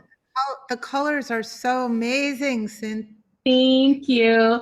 Oh, and we got your embroidery back, and I love yours. Oh, thank it's you. the same as my design, and hers is good. Oh, thanks. Yours is too. Yours is beautiful. Cindy, how are you going to make it fuzzy? Are you doing like a different stitch, or are you like... So this here, like these parts and the bumblebee part, I stitched it in a loop, and I didn't pull the thread all the way through so that I can go back in with little scissors and cut here, and then it'll make it fuzzy. Oh, that's cool. I learned that on YouTube. Oh, you'll have to share that link next week. Okay. I'll share mine. It's not nearly as advanced as that. I'll turn the light. Sorry, that light's really bright so that you can see.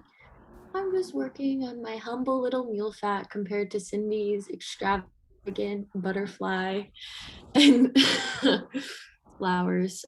Yeah.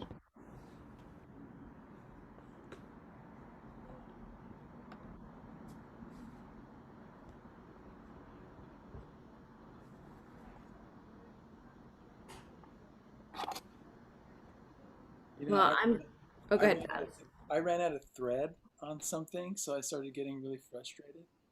And so I decided to start drawing. And you guys were talking about boundaries, and it just made me think about birds that are on the boundaries of these. I drew I think it's a grouse bird. I don't know if you can see this at all. I don't even know what I'm. Yeah, yeah. Wait, put it closer up. I'm going to pin it. Go closer. I can't see what I'm showing. Oh yeah, that's beautiful. Is that very soft lead? I think so. That's a really nice that's a great one. We can add that to our embroidery patterns if you let us. That's beautiful. Is it a grouse? Is that is it a quail or a grouse? A grouse. It's a grouse, for sure, with that pintail. Beautiful. Everybody's doing such great work. What do you have today? I have one that's similar to Cindy's, and I've just kind of started getting into it. Let's see if I can make this work. I'll just turn it around. Can you see it? No. I think maybe if you turn off your background, Bee. Girl, if I can just figure out what I'm doing here, it's just a bit much. I love the combination of your virtual background and with the mosaic and the embroidery. That's pretty great. Okay, now I've just started it, so I'm hoping that started. Yeah, this is the one that I had when I fell and broke my hand. So I decided I wouldn't ask for any other embroidery patterns. I would finish up what I have. Oh, it's yeah, but it's gonna be nice. And I haven't done embroidery in years, so thank you. This has been a great experience. It's got my juices flowing again. It's completely exquisite. Thank you for sharing that. Yeah, well, hopefully it'll be pretty when I finish. I'll keep you posted. How's everybody? I miss everybody. We miss you. Oh, it's just, it's just a bit strange. It is. It is. Look at everybody. Smooches to all of y'all. Smooches right back at you. Oh, Miss you too, B. Yeah, I'm telling you, and a big hello to Rob. Oh, he's out walking the fuzzy person. So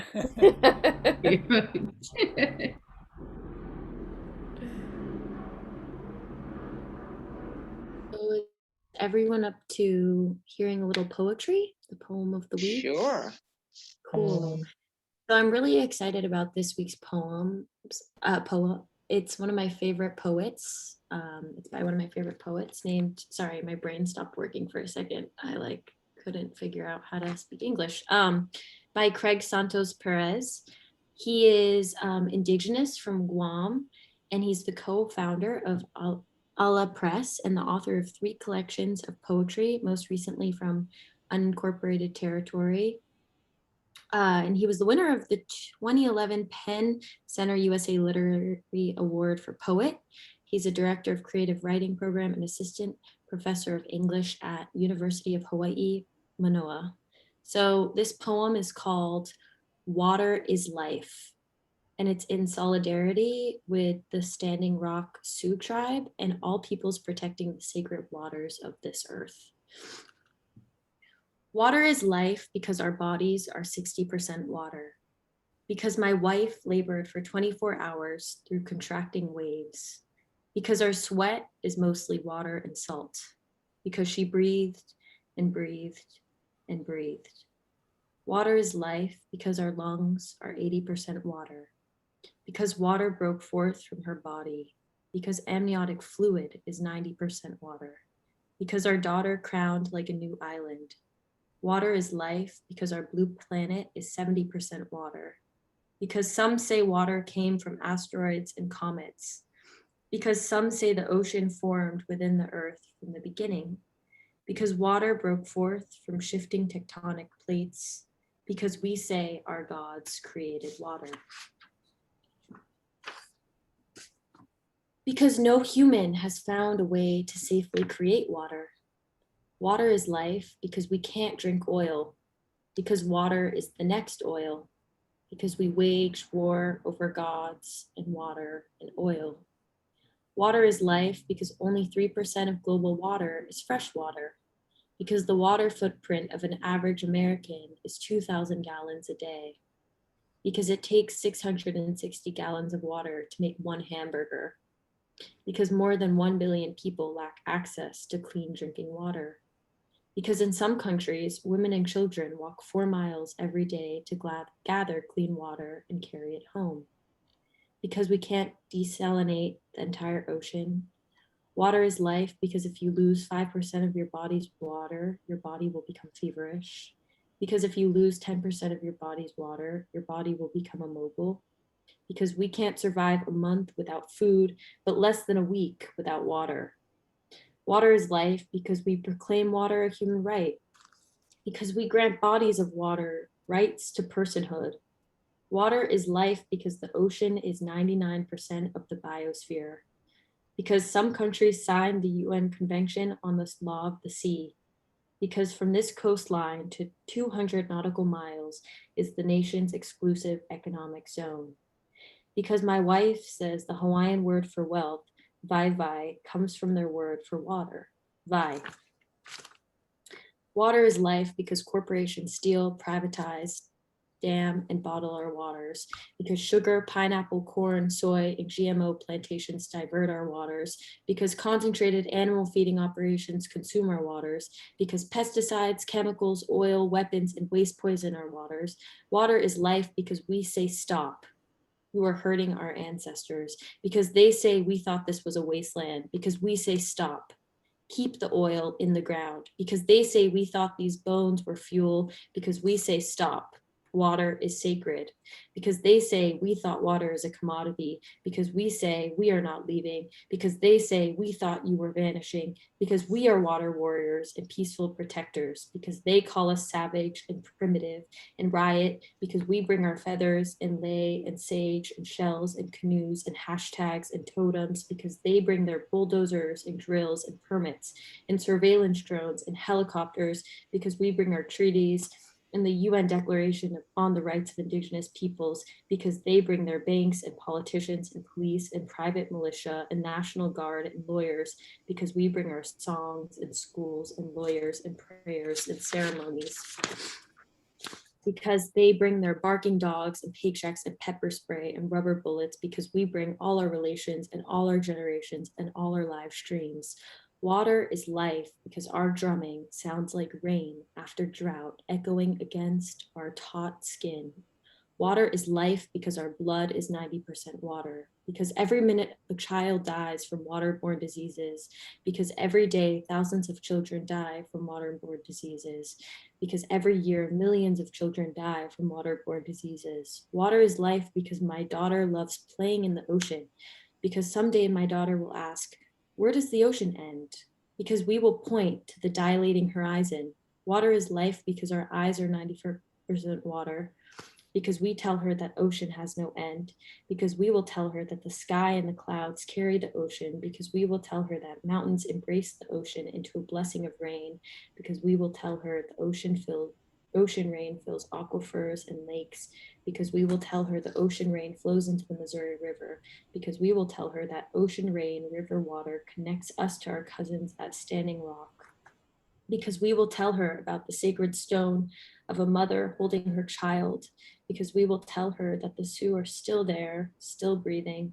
Water is life because our hearts are 75% water, because I will whisper to her while she is sleeping, Hanom, Hanom, Hanom, my people's word for water, so that our dreams of water will carry us home. Water is life, water is life, water is life. Oh, that was a really long one, but super powerful.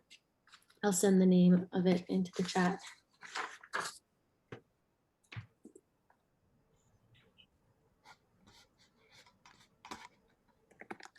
So I have something to add about water. That since a lot of us live in Los Angeles and we live in the perilous paradise of earthquakes and having no water, we recommend 1 gallon per person per day of water. But did you know that the more dehydrated you get, the less water the body loses? So if you drink less water at the beginning of a disaster than the 1 gallon recommended per day, then you can stay hydrated longer. Does that make sense? So drink less than recommended water per day, you will be less dehydrated. Does that make sense? 1 gallon per day per person is the storage amount of water needed to survive. But if you drink, say, half a gallon or less per day, you ration yourself at the beginning, you stay hydrated a lot longer. Does anyone know how many ounces a gallon? I'm really bad with that. 32 ounces, is it, in a gallon? Yeah. 32, 64. That's in a quart. 64, isn't it? Quart. Quart. 8 ounces in a It's cup. 128. 4 cups in a quart. 4 quarts, yeah. It's more than that. Oh. And the other thing I have to add, I don't know if it sounds too morbid, but I was with an old lady in hospice care this week, and she survived 15 days without water. 15 days with nothing, no water. We couldn't believe it. And she said, I don't want to go yet. So the human, yeah, she said, I'm not ready to go yet. And then at 15 days, she said, I'm ready to go.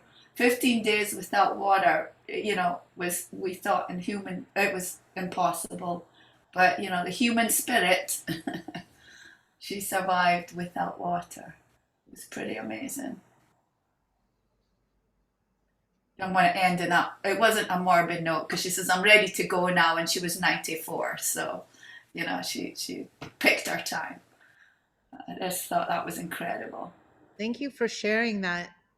That's an amazing story. Again, coming right back to about the edge condition.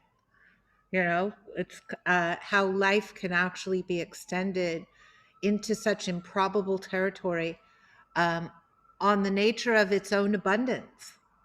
Yeah. You know, she was living on air. Yeah. Truly amazing. She became a simple organism that air and light was sustaining her. Yeah. Yeah. It was truly, truly amazing. I felt blessed to be there.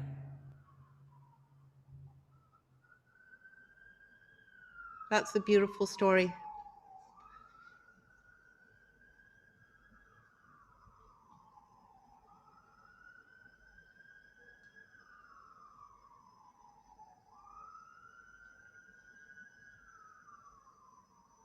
It's also a really interesting comment about that if you drink less than the recommended amount of water, you will be less dehydrated as time goes on. Yeah. That's actually a very interesting tidbit. I was often thinking about the wild animals and the extended period of dryness that they're all living through with the changes in our climate here.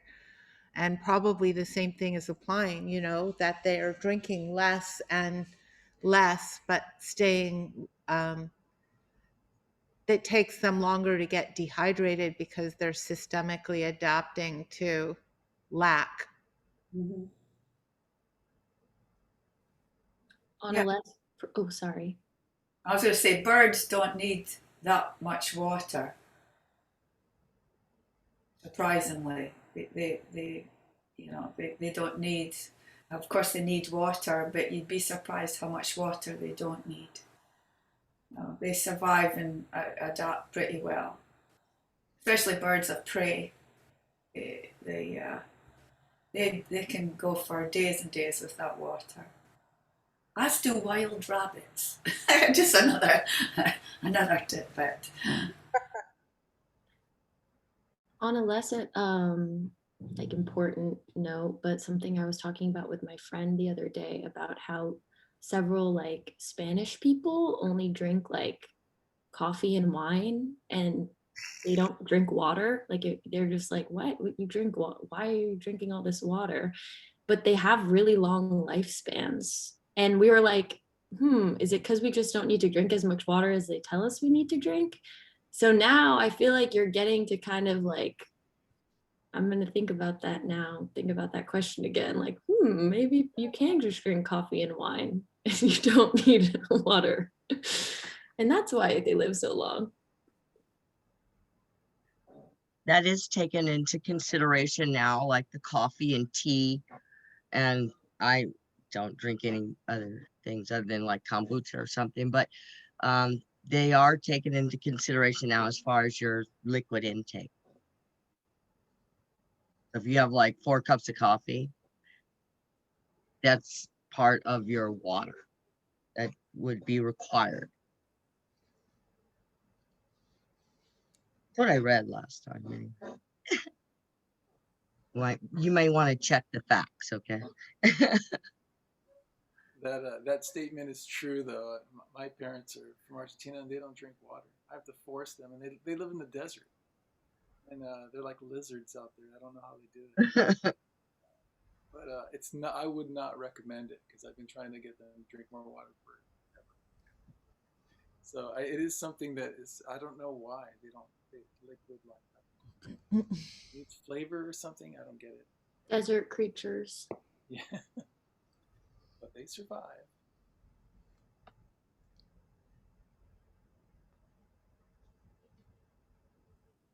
Humans are amazingly adaptable.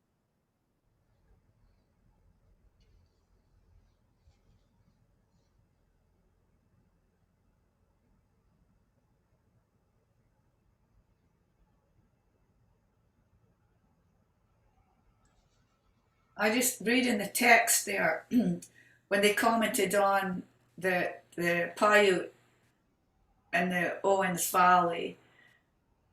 You know, I don't think they give them enough credit for the irrigation and for crop rotation because I think it's a very primal thing. I think if you watch certain plants flowers for a few years and see if it rains a certain time, or there's one thing's given more water or less water.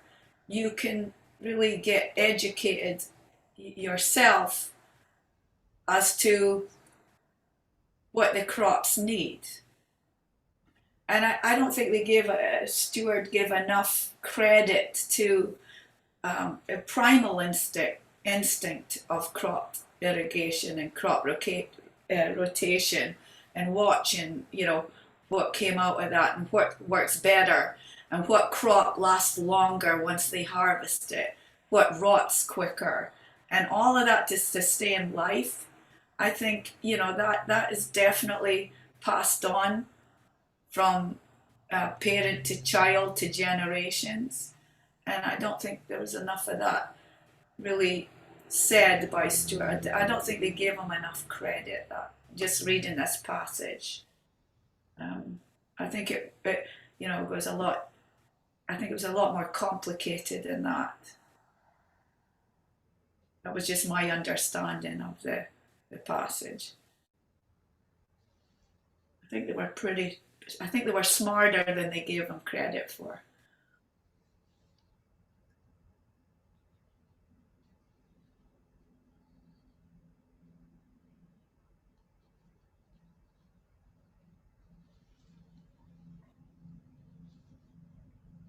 And the one thing I'm going to say, I'll kick myself if I don't say it, is that they said the crops in England. Well, the oak crops were also in Scotland that they were talking about, but it was the UK, and all they said was England, but that was primarily in Scotland and the UK. I had to add that in, because once again, they always quote England with that, and missing out my country.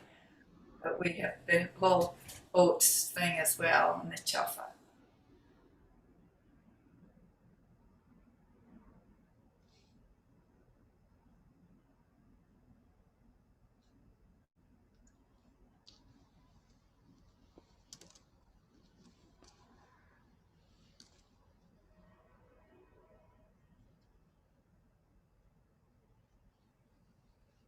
Can I just throw in that I've been studying stitching like online, just so I'll be ready when I get my. Okay.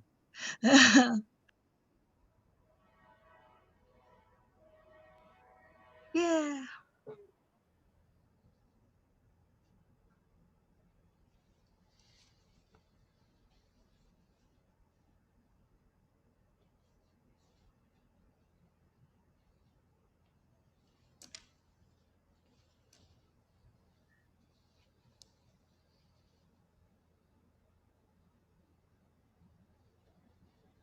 Mm.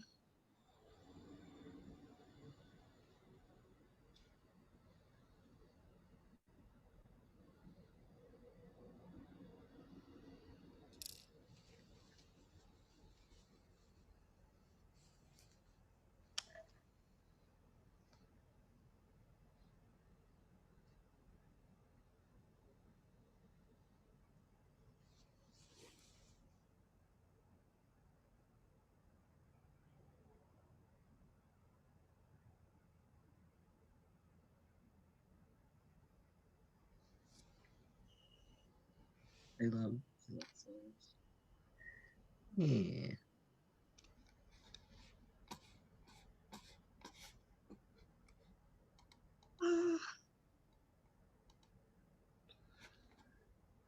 Well, thank you everybody for joining. Next week we're going to read a section of Prairie Earth, which is very in the poetic voice, but also first person really focuses on the prairies. Oh, there we are, by William Least Heat Moon. How about that as a great name? And we'll be reading that the day before the full moon. So we are in the spring equinox. Spring will begin on Sunday, and I really felt the presence of the extended light today. on this Zoom. It had such a different feeling and vibration, even through the satellite imagery and the kind of quality of the evening. It was very interesting to feel the season shift on Zoom somehow. Yeah, it normally gets dark like 20 minutes into our Zoom. Yeah. Rowena, I think she's gone now, but the lighting behind her as the sun was setting was so incredibly beautiful. So I pinned her for a while and was listening to the text, and it was really lovely to have that sense of warm light and the ease with which you can sit outside. And yeah, it made me think maybe next week I'll sit outside with my embroidery and earbuds. And That's right. I was just thinking, I have a beautiful view, and I'm just seeing the pinks go over the clouds that going down to the ground. It's just like gold and pink and gray and blue and all these wonderful colors. I have a great view. I sit in front of this huge window and look down towards the mountains, and I can see northwest, so it's really a pretty view. And I can see to the east as well. So I get to see the sunrise and I get to see it set. Next time, hopefully I'll be able to share something and maybe turn the screen around and show you guys the view. that'll be wonderful. Yeah. Thank you, Lauren, for all of this. It's been wonderful. Appreciate Thank you what you do. Thank you for joining, Joni. Yeah. I had a little issue trying to join for a while, and I realized I was forwarding the emails, and I get a lot of emails what I do, and I wasn't organizing them properly and couldn't get the information to get on, but I figured it out now. It's all good. So thank you very much. You're welcome. Yes, I'm being contacted now. All right, you all have a good evening, okay? Oh, that's really cute. Love it. Bye, guys. Thank you so very much. Have a good evening. Good evening. Can you bring it a little closer? I love the detail on the wing below. Thank you. Ooh. Hang on, Lauren. Let me pin it. That's great. Can you do it again? Oh, yeah. I love it. Thank you. I'm so excited. I did something that was kind of conscious. Like I tried to do something and it kind of worked the way I wanted it. Now I'm going to study up. Of course, I'm to get it super dirty at the same time. Are we able? Can we wash these things? You think? I don't think so. I don't know. The back might come off. That's unless true. we like hand wash it delicately. Oh well, I'll try and incorporate it. It'll be a design feature. I think you can wash it by laying and just sort of having light, soap if it has any really dirty areas, and then take it and put it into a towel and wring the towel out, and then lay it as flat as you can, and you can just lightly press it. Okay, so like lie it in soapy water and then press it. Exactly. How long would you put it in the soapy water for?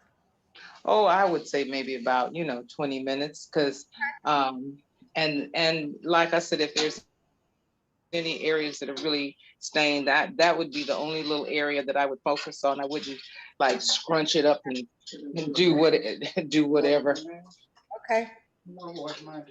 Would you use dish soap or like laundry detergent? I would probably use something that would be real mild, a dishwashing soap, or something you'd wash your lingerie in. As if I wash my lingerie these days. I throw a sucker in the washing machine and go about my business.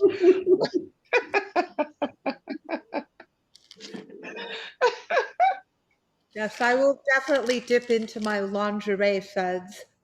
Okay. Let me know how it turns out and lay it flat so it'll just dry. Yeah. Definitely. No, then he might be tie-dye. I'm seeing the raven on a kind of black tie-dye sort of. That might be the way to go, but I'll try. So that's the kind of bird you have, is the raven? I do. Okay. We have a murder of crows that reside in our neighborhood, and they are ever present. And I always enjoy them coming down and sitting on the fence and looking. They get so comfortable. They look into the kitchen window at us looking at them. Nice. Yeah, it is nice. It's wonderful. I have my own little ecosystem here. That's that edge we were talking about tonight, that idea that, we are, no matter what our like space is, we are in a way in a community of living things. And once you become sensitized to, Sure, you realize it's not your window where your play stops, it's that's very true. And because I have this whole wildlife that frequents the community and my yard, I try to make it as hospitable for them to feel invited and to come and hang out, And I don't have any super predator dogs like I used to have. So Gingy lets them in the yard without a hesitation. And the crows looking in your window are looking at you yes. are looking at you in the cage. You're the one in the cage. That's possible. They're the one. That's very So they're the ones. possible. And they think, look at those weirdos inside of that cage. Well, kind people, I will see you next week. You guys stay well. Rob just said to say hello to everybody once he found out that I was online with Metabolic. Hi, Rob. Where is he? He just came in. Like I said, he was walking fuzzy butt. Fuzzy. Oh yeah, and because spring has sprung, the fur dropping is just beyond the point of understanding. It's like, oh my God. Here. And you see, there he is. Say hi, Mr. McMillan. Hi, Rob. Hey, missed you guys. Miss you too. I hope everybody's doing well. Still here. Hey, that's a good place to be. Would love to be able to be there, but circumstances won't allow at present, but looking forward to the next opportunities. Absolutely. Good to see you, Rob. Same here. You guys take care. You too. Okay now. Bye-bye. Bye. All right. See you next week, babies. Bye. Bye. Bye. Bye, V. Bye. Trying to figure out how to. I poked my finger and got blood on my embroidery. Oh no. And now it really is a biogeosynosis. Yeah. I got close today. I had to check a couple times. I thought maybe I did poke myself. But... These needles are big. Mm-hmm.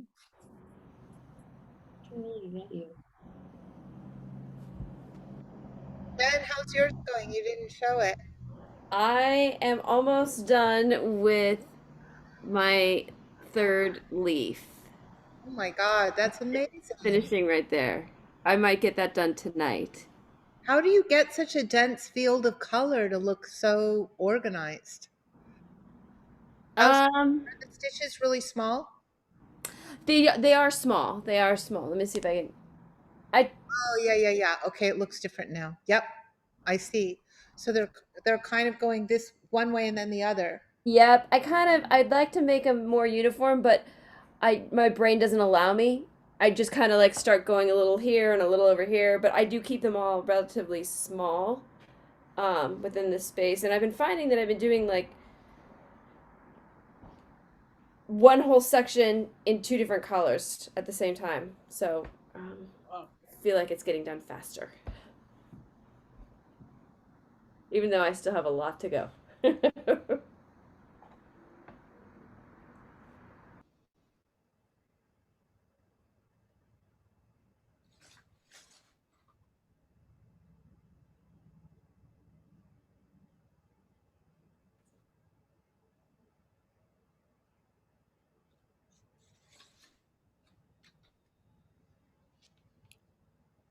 Hi, Junie. Junie, oh my God. Happy birthday, June. Hi, June.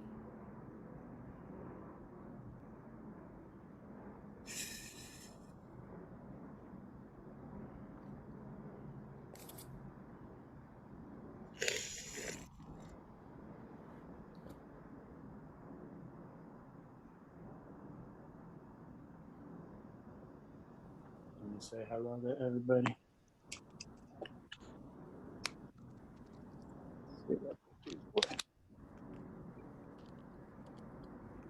Can you say hello to everybody with your mouth instead of your hands?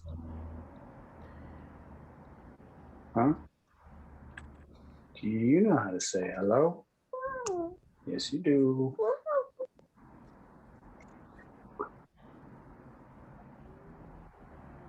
They said happy birthday to you. Can you say thank you? That's all we get. Just a little thank you. How about a big thank you?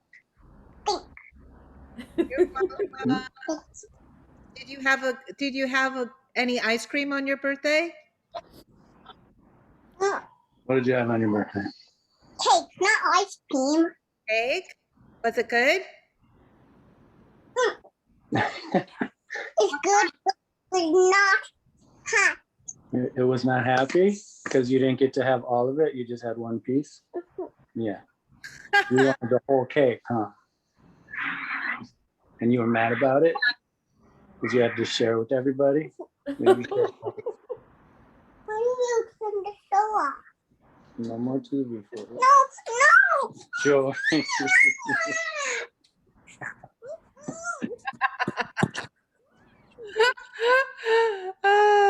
Aaron.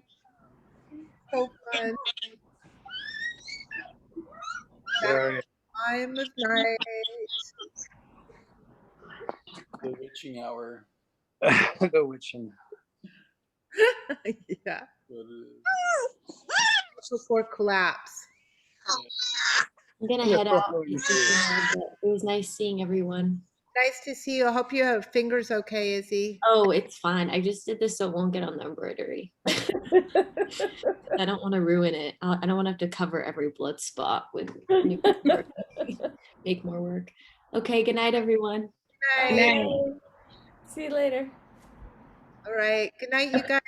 Jen will stay bright and early for Spanish class. Sí, verdad.